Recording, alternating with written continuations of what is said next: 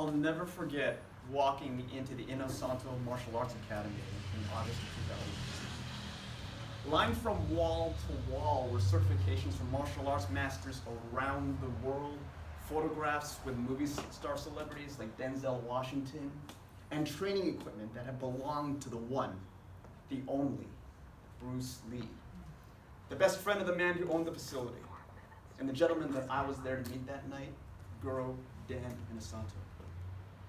Because of a lifetime dedicated to learning, in my opinion, he's one of the few people on this earth who deserves the title of master. Although if you asked him, he never referred to himself as such. My mind was racing as soon as I stepped out onto the training mats as to what would I learn? What would I take away from this training session? And what example would meeting the master set for me? It's a little bit of a funny story how I found myself there. Several years ago, several of my fellow students found out that he was teaching a local seminar here in San Diego. And I simply couldn't pass up that opportunity to learn from him, as a man of 75 years old had amassed a vast wealth of knowledge because of a dedication of his life to learning. And that in itself is incredibly impressive, because I don't think you can dedicate your life to learning without early on adopting a mindset of sincere humility and walking through life carefully dodging the attitude of, I got a black belt in one martial art, I know it all.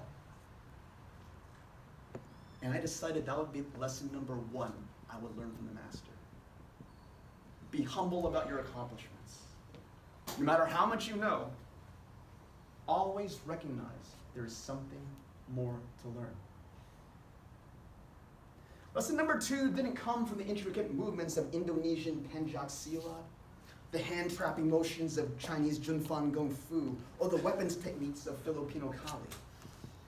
The seminar came to an end, and all the students, myself included, tripped over each other to get in line to shake Guro Dan's hand and to get a photograph taken with him. I made up my mind that I was going to ask him a question that was going to be sleek, cool, sophisticated, something to make me stand out from the rest of the crowd. What do I say? What do I say? What do I say? The line made itself to me. I shook Guro Dan's hand, and what came out of my mouth was not sophisticated. You're Guro Dan Inosanto. He's Guro Dan Inosanto. I'm shaking Guro Dan Inosanto's hand. And that, ladies and gentlemen, is how I made a fool of myself in front of the master. Oh my God. Fortunately, Guro Dan just smiled, shook my hand, thanked me for showing up, and moved on to the next guest. Lesson number two.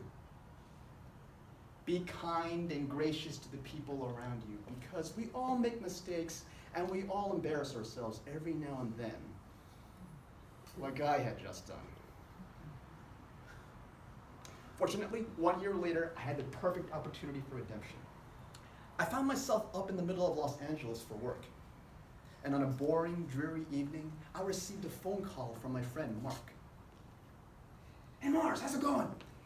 Hey, Mark, it's been a long time. How have you been? What's going on? I'm good, brother. I'm good. Hey, how would you, since you're up in here in LA, like to train at the Inosanto Martial Arts Academy? You could have heard a pin drop in the room. The world famous Inosanto Academy. Well, let me think about it. Yes! Heck, yes! 10 minutes later, I burst out of my hotel room and I find myself right outside the Inosanto Martial Arts Academy. I immediately jump into the training area, eager to explore all of these esoteric arts that Guro Dan Inosanto had brought in from all over the world. That experience alone would have made the entire trip worthwhile. Because as a kid, I explored Japanese karate, I'd learned Korean taekwondo. I couldn't really study much else because realistically, that's all the world was really aware of at the time.